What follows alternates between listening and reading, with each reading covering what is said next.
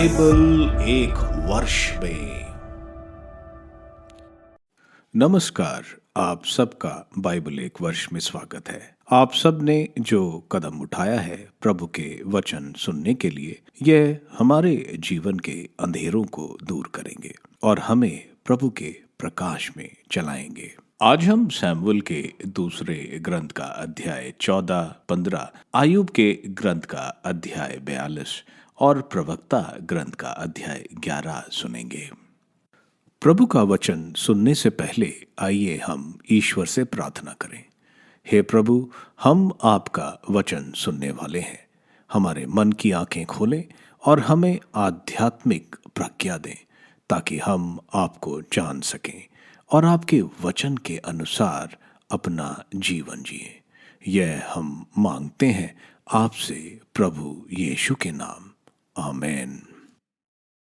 Samuel का दूसरा ग्रंथ अध्याय 14, अबसलोम को वापस बुलाने का उपाय। जब सूया के पुत्र योआब ने देखा कि राजा का हृदय अबसलोम के दर्शनों के लिए तरसता है, तो योआब में तकोआ से एक बुद्धिमती महिला को बुलवाया और उससे कहा, विलाप करने का स्वांग भरो, शोक वस्त्र पहनकर और तेल आदि ना लगाकर ऐसा शोक प्रदर्शित करो जैसा कोई महिला बहुत दिनों से किसी मृतक के लिए शोक मना रही हो। इसके बाद राजा के पास जाकर यह कहो। और योआब ने यह सब बातें समझा दी। तो कोआ की उस महिला ने राजा के पास जाकर भूमि तक माथा नवाकर प्रणाम किया और कहा, राजा मेरी सहायता कीजिए। जब राजा ने उससे पूछा क्या बात है, तब उसने उत्तर दिया, मैं एक विधवा हूँ, मेरे पति मर गए हैं। आपकी इस दासी के 2 पुत्र थे, वे दोनों आपस में खेत में लड़ने लगे और चूंकि उनको अलग करने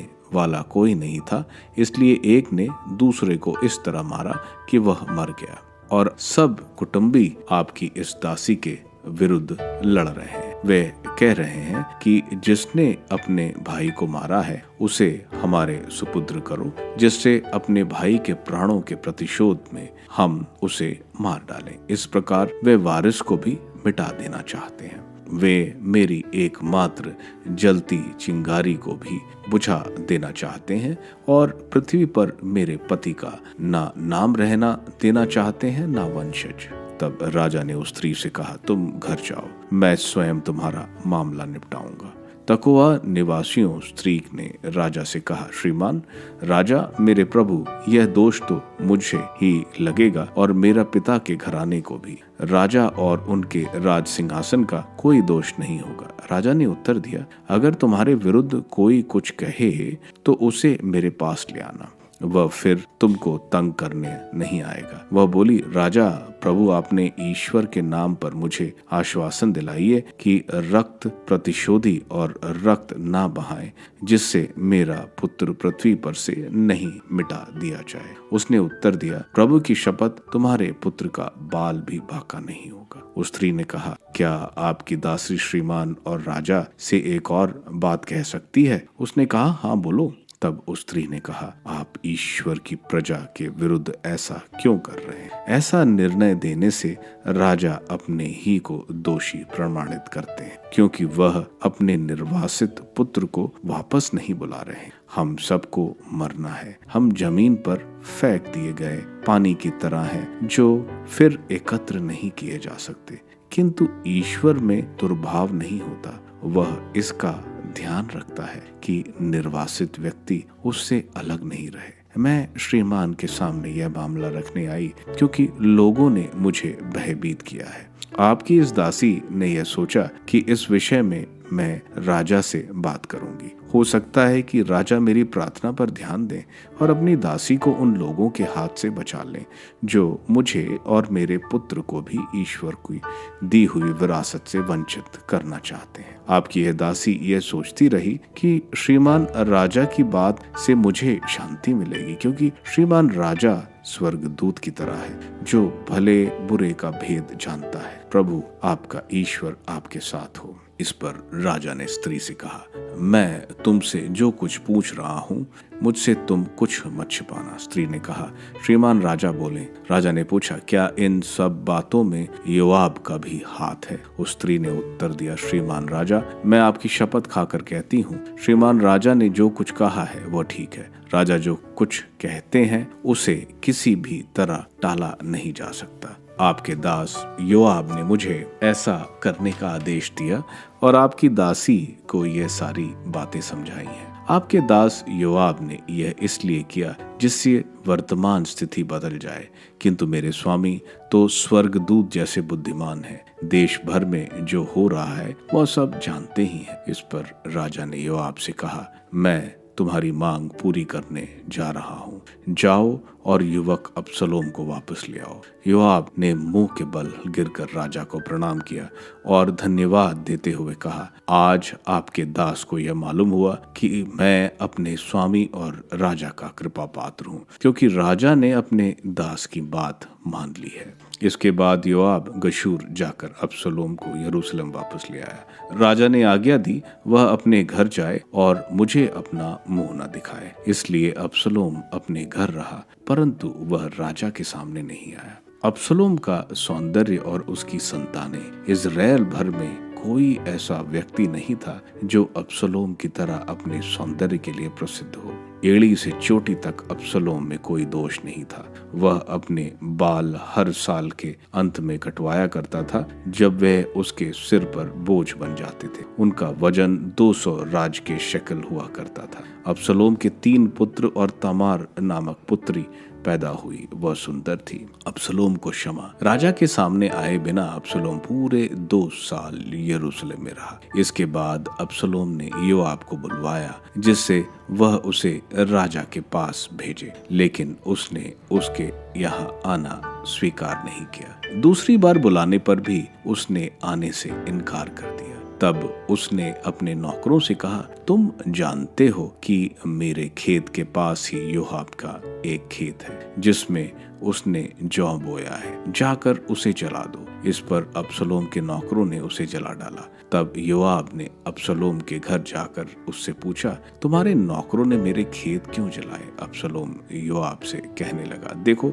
मैंने तुम्हें यहाँ बुलवाया था जिससे मैं तुम्हें भेजकर राजा से पूछवाऊं कि मैं गशूर से यहाँ क्यों लाया गया। यदि मैं अब भी वहाँ होता तो मेरे लिए अच्छा रहता।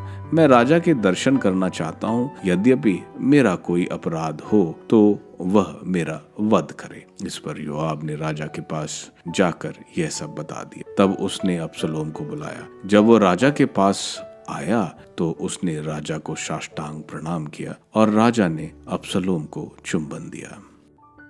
शमूएल का दूसरा ग्रंथ अध्याय 15। अबसलोम का षड्यंत्र। इसके बाद अबसलोम ने एक रथ और घोड़े तैयार करवाए और अपने सामने दौड़ने के लिए 50 आदमी। प्रातःकाल अबसलोम फाटक के रास्ते पर खड़ा हो जाया करता था और जब कोई किसी मामले पर निपटारा कराने राजा के पास जाता तो अबसलोम उसे अपने पास बुलाकर यह पूछता, तुम किस नगर के हो? जब वह उत्तर देता कि आपका दास इज़राइल के कुल का है, तो अबसलोम उससे कहता, तुम्हारा मामला उचित है और न्याय संगत मालूम पड़ता है, लेकिन तुम्हारी बात सुनने के लिए राजा का कोई प्रतिनिधि नहीं है। अबसलोम यह भी कहता, यदि मैं देश का न्यायाधीश होता तो जिसकी भी कोई शिकायत या मामला होता वह मेरे पास आ सकता और मैं उसे न्याय दिलाता। यदि कोई उसे प्रणाम करने पास आता तो वह अपना हाथ बढ़ाकर उसका आलिंगन कर लेता और उसे चूम लेता। अबसलोम उन सब इस्राएलियों के साथ ऐसा किया करता जो राजा के पास अपने मामले लाते थे। ऐसा करने से अबसलोम इस्राएलियों के हृदय अपनी ओर आकर्षित करता था।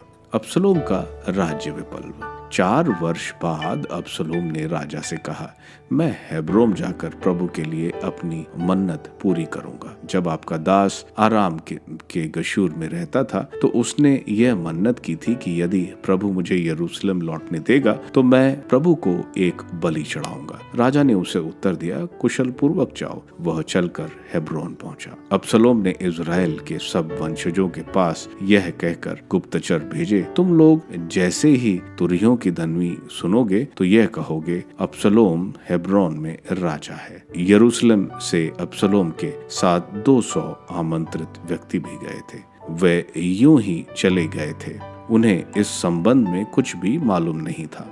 अब्सलोम ने दाऊद के मंत्री गिलोन वासी अहीतोफेल को भी उसके नगर गिलो से बलि उत्सव में सम्मिलित होने के लिए बुलाया था। इस प्रकार षड्यंत्र को बल मिला और अब्सलोम के अनुयायियों की संख्या बढ़ती गई।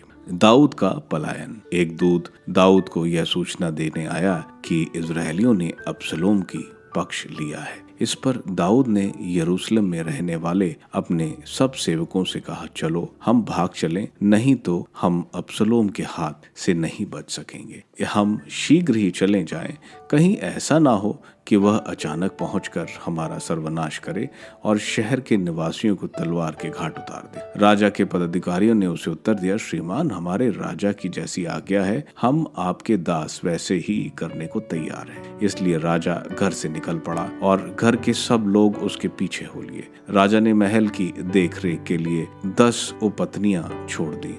राजा घर से निकल गया और सब लोग उसके पीछे पीछे चले गए। अंतिम घर के पास वे रुक गए। तब उसके सब सेवक, सब कीर्ति, पलेटी, गिती और गत से आए हुए 600 आदमी राजा के सामने से होकर आगे बढ़े। राजा ने गत के इतः से कहा, तुम हमारे साथ क्यों चलते हो? लौट जाओ और नए राजा के यहाँ रहो। तुम स्वयं परदेशी हो और स्वदेश में निर्वासित भी हो। अभी अभी तो तुम आए हो और अब तुम को हमारे साथ इधर उधर भटकना पड़ेगा, जबकि मुझे यह भी मालूम नहीं है कि मुझे कहाँ जाना है। तुम लौट जाओ और अपने भाइयों को भी साथ लेते जाओ। प्रभु की कृपा और निष्ठा तुम्हारे साथ रहे। लेकिन इतै ने राजा को उत्तर दिया, प्रभु की शपथ, अपने स्वामी और राजा की शपथ, जहाँ मेरे स्वामी और राजा होंगे वहीं आपका दास भी होगा, चाहे उसे मृत्यु मिले या जीवन।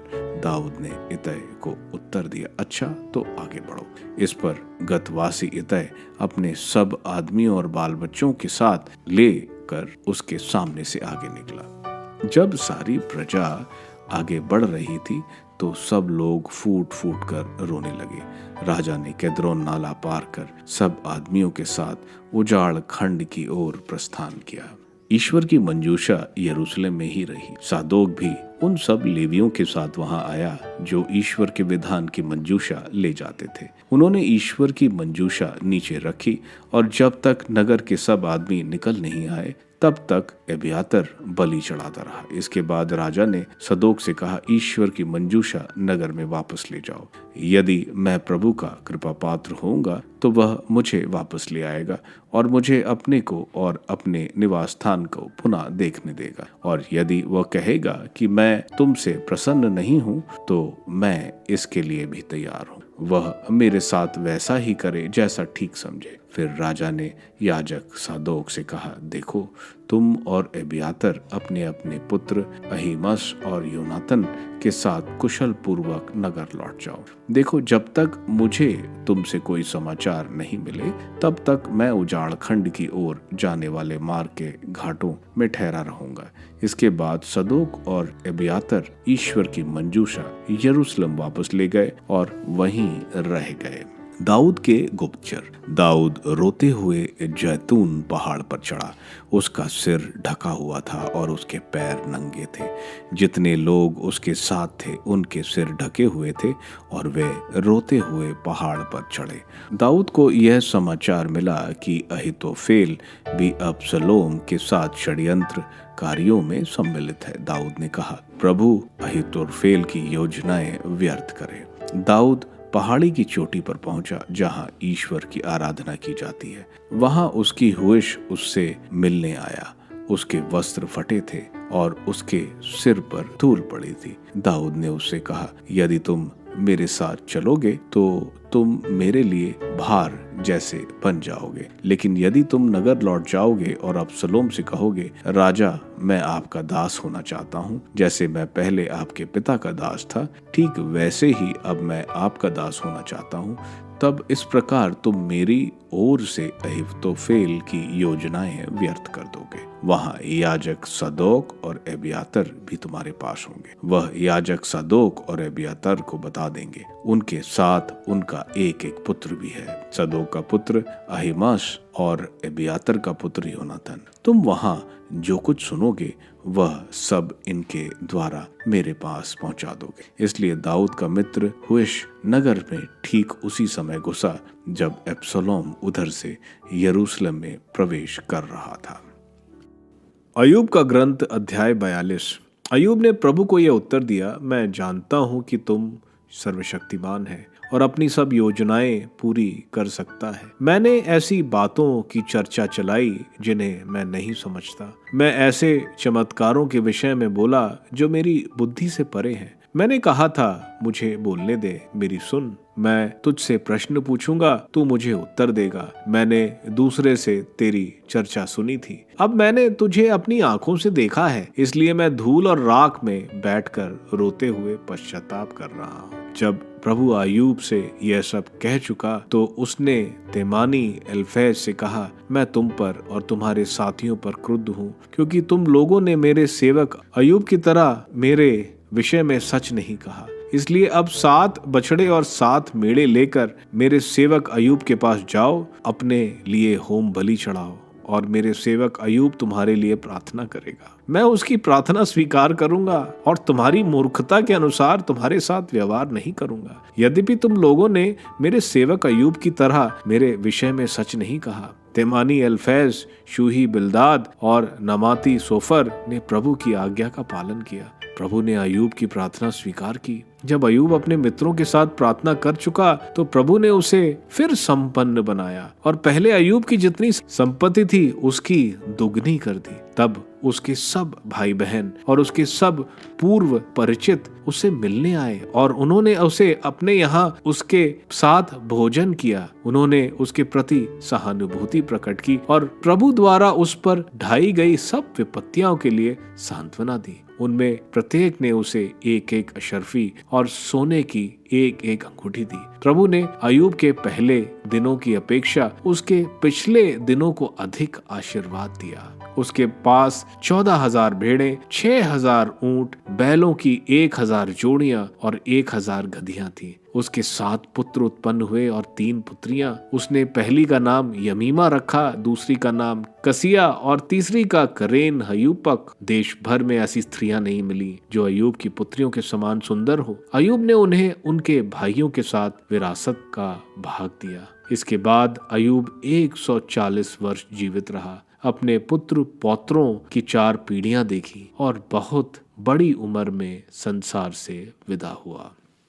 प्रवक्ता ग्रंथ अध्याय 11। प्रज्ञा दीन का सिर ऊंचा करती और उसे शासकों के बीच बैठाती है। सौंदर्य के कारण किसी की प्रशंसा मत करो और रूप रंग के कारण किसी की उपेक्षा मत करो। पंख वाले जीवों में मधुमक्खी छोटी है, किंतु वह तो उत्पन्न करती है, वह सबसे मधुर है। अपने वस्त्रों पर गौरव मत करो और सम्मान मिलने पर घमंडी मत बन, क्योंकि प्रभु के कार्य ही प्रशंसनीय है। यद्यपि वे मनुष्य से छिपे रहते हैं, कहीं तानाशाहों को भूमि पर बैठ जाना पड़ा और जिसका कोई ध्यान नहीं करता था उसने किरीट धारण किया। कई शासकों को बहुत अपमानित किया गया और सुप्रसिद्ध व्यक्तियों को शत्रुओं के हवाले कर दिया गया। जानकारी के अभाव में किसी को दोष मत दो, सोच विचार करने के बाद ही किसी को डांटो, सुनने के बाद ही उत्तर दो और बोलने वाले को मत टोको। जो मामला तुमसे संबंध नहीं रखता उसके विषय में झगड़ा मत करो और दुष्टों के विवाद में मत पड़ो। धन और दरिद्रता, पुत्र, बहुत बातों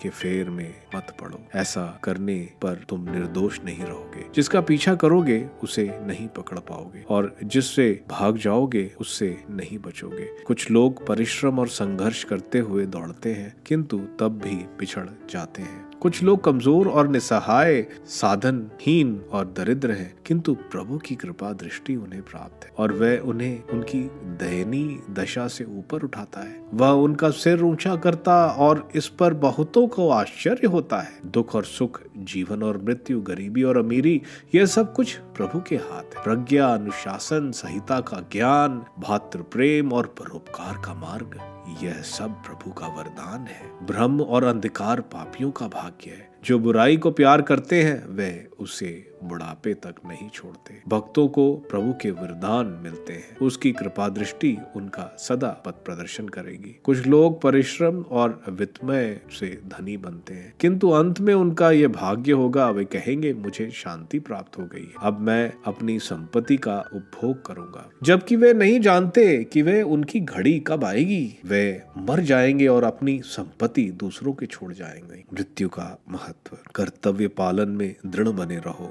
और बुढ़ापे तक अपना काम करते जाओ। पापी के कर्मों पर आश्चर्य मत करो, प्रभु पर भरोसा रखते हुए अपना काम करते जाओ, क्योंकि प्रभु सुगमता किसी दरिद्र को अचानक धनी बना सकता है। प्रभु का आशीर्वाद धर्मी को पुरस्कार है, उसका आशीर्वाद क्षण भर में फलता है। यह मत कहो मुझे और क्या चाहिए, मुझे और कौन सुख मिल सकता है। यह मत कहो मुझे किसी बात की कमी नहीं, भविष्य में मुझ पर कौन विपत्ति आ सकती है। सुख के दिनों में दुख और दुख के दिनों में सुख बुलाया जाता है। प्रभु आसानी से मृत्यु के दिन मनुष्य को उसके समस्त कर्मों का फल दे सकता है। घड़ी भर का दुख समृद्धि को भुला देता है। मनुष्य का अंत उसके कर्म प्रकट करता है। किसी की मृत्यु के पूर्व सौभाग्यशाली मत कहो, मृत्यु के समय ही मनुष्य को पहचाना जाता है। दुष्ट से सावधान, हर किसी को अपने घर में मत आने दो, क्योंकि कपटी मनुष्य के बहुत से जाल होते हैं। अहंकारी का हृदय पिंजड़े में बंद तीतर के सदृश है, वह गुप्तचर की तरह तुम्हारे पतन की ताक में रहता है। चुगलखोर अच्छाई को बुराई में बदल देता है और अच्छी से अच्छी बातों में भी दोष निकालता है। एक चिंगारी कोयले के ढेर में आग लगा सकती है, पापी रक्तपात की ताक में रहता है। दुष्ट से सावधान रहो और वह बुराई ही सोचता है, वह सदा के लिए तुम पर कलंक लगा सकता है। यदि परदेसी को अपने यहाँ ठहराओगे तो वह तुमको परेशानी में डालेगा और तुम्हारे अपनों को विमुख करेगा। सैमुएल के दूसरे ग्रंथ के अध्याय 14 में हम देखते हैं दाऊद के परिवार की शांति दूर हो गई है। दाऊद के पुत्र अबसलोम ने अमनोन को मारा और अपनी बहन तामार के बलात्कार का बदला लिया, जिसको पूरा इज़राइल ठीक समझता है। दाऊद को अबसलोम के बारे में सोचता देख योआब, जो इज़राइल की सेना का अध्यक्ष था, एक औरत को राजा के सामने नाटक करने को बोलता है और बोलती है कि उसके पुत्र जिसने उसके दूसरे पुत्र की हत्या की है उसकी रक्षा करें, क्योंकि उसके इस पुत्र की हत्या उसके परिवार को समाप्त कर देगी, इसलिए उसके बेटे की रक्षा की जाए। दाऊद कसम खाता है कि वह उसके बेटे को बचाएगा। वह औरत यही चाहती थी और वह दाऊद को बोलती है कि राजा ने उसके बेटे को माफ कर दिया, तो राजा अपने बेटे को क्यों नहीं माफ करते हैं। दाऊद समझ जाता है योआब ने यह सब कराया है, इसलिए दाऊद योआब को बोलता है अबसलोम को ले आए। अबसलोम को अपने घर में रहने को बोलता है और दाऊद के पास आने से मना करता है। अबसलोम बहुत सुंदर था और शायद इस सुंदरता की वजह से दाऊद उसे प्यार करता था और उसे कुछ बोल नहीं पाया। हम देखते हैं राजा के सामने जाने के लिए अबसलोम योआब का खेत जला देता है। योआब को कहने पर दाऊद अबसलोम को बुलाता है और उसे माफ करता है और उसे स्वीकार करता है, जो यह बताता है कि उसको अगला इज़राइल के राजा के रूप में स्वीकार किया गया है। अध्याय 15 में हम देखते हैं अबसलोम शहर के फाटक पर जाता है। न्याय के लिए लोग शहर के द्वार पर आते थे। वहाँ राजा, जो न्यायाधीश भी होता है, लोगों को न्याय देता है। यहाँ अबसलोम लोगों को बोलता है काश राजा यहाँ आते और आपको न्याय दे पाते, लेकिन राजा तो यहाँ नहीं आते। अगर मैं राजा होता तो आप सबको न्याय देता। अबसलोम उन सबको झूठी सहानुभूति दिखाता था और लोग अबसलोम को प्यार करने लगते हैं। आगे वो दाऊद को बोलकर हेब्रोन जाता है, यह बताकर कि वो बलि चढ़ाना चाहता है, लेकिन हेब्रोन जाकर वो अपने आप को राजा घोषित करता है। जब ये समाचार दाऊद के पास आता है तो वो अपने साथियों को लेकर निकल पड़ता है, क्योंकि अगर वो यरूशलेम में रहता तो ये आपस में एक दूसरे से लड़ मरते। दूसरा, दाऊद वहां से जाकर अपनी सेना को और मजबूत बना सकता। दाऊद को पैदल जाता हम देखते हैं, यह बताता है कि वो बड़ी जल्दी में निकलता है। हम देखते हैं अन्य जाति के विश्वस्त लोग दाऊद के साथ जाते हैं। दाऊद को नंगे पैर इस तरह जाते हुए देखकर सब दुखी होते हैं और रोते हैं। दाऊद को बताया जाता है कि अहीतोफेल जो दाऊद का विश्वस्त था वो अब अब्सलोम के साथ है। दाऊद हुशाई जो बुजुर्ग था उसको वापस भेज क्योंकि वो बूढ़ा था और उसको वापस भेजता है ताकि वो महल में रहे और दाऊद को वहाँ की खबर दे सके। आयूब के ग्रंथ के 42वें अध्याय में हम आयूब को ईश्वर को समर्पण करते और क्षमा मांगते देखते हैं। उसको ईश्वर की महाशक्ति और दिव्य प्रज्ञा आयूब को शांत कर देती है। आयूब समझ जाता है कि ईश्वर ने जो ब्रह्मांड की सृष्टि की है वो अपने दिव्य प्रज्ञा से की है जो इंसानी समझ से बाहर है। प्रज्ञा उसी में है कि हम अपनी परेशानियों में उसका कारण नहीं ढूंढें बल्कि विनम्रता से ईश्वर को समर्पण करें। आयूब के मित्रों को ईश्वर डांटते हैं और बोलते हैं आयूब को उनके लिए प्रार्थना करने के लिए क्योंकि ईश्वर आयूब को धार्मिक मानते हैं जैसे अब्राहम, सामुएल और एलीजा को। ईश्वर आयूब को पहले से दुगनी संपत्ति देते हैं और 7 पुत्र और 3 पुत्रियां और वो 140 वर्ष तक जीता है। आज हमने आयूब का ग्रंथ खत्म किया। ईश्वर को धन्यवाद। प्रवक्ता ग्रंथ के अध्याय 11 में बेनसिरा बता रहे हैं कि बाहरी सुंदरता पे ना जाओ। धन के बजाय ईश्वर का ज्ञान और उनकी आज्ञाओं का पालन करना ज्यादा महत्वपूर्ण है। आगे बताया जा रहा है धन को इकट्ठा करना और उस पर विश्वास करना प्रज्ञा नहीं बल्कि ईश्वर पर विश्वास करना क्योंकि उन्हीं के पास जीवन की डोर है। आगे बता रहे हैं कि धार्मिक को अनजान व्यक्ति से संभल कर मिलना और अपने घर में लाना चाहिए क्योंकि वह उसके जीवन में अशांति ला सकता है। आप सबको धन्यवाद ईश्वर के वचन सुनने के लिए। मैं आपसे विनती करता हूं कि आप बाइबल एक वर्ष में को दूसरों के साथ शेयर करें क्योंकि प्रभु का वचन स्वयं प्रभु यीशु है। प्रभु को दूसरों को देने वालों को प्रभु की आशीष जरूर मिलेगी। मैं आप सबका बड़ी बेसब्री से कल इंतजार करूंगा। धन्यवाद।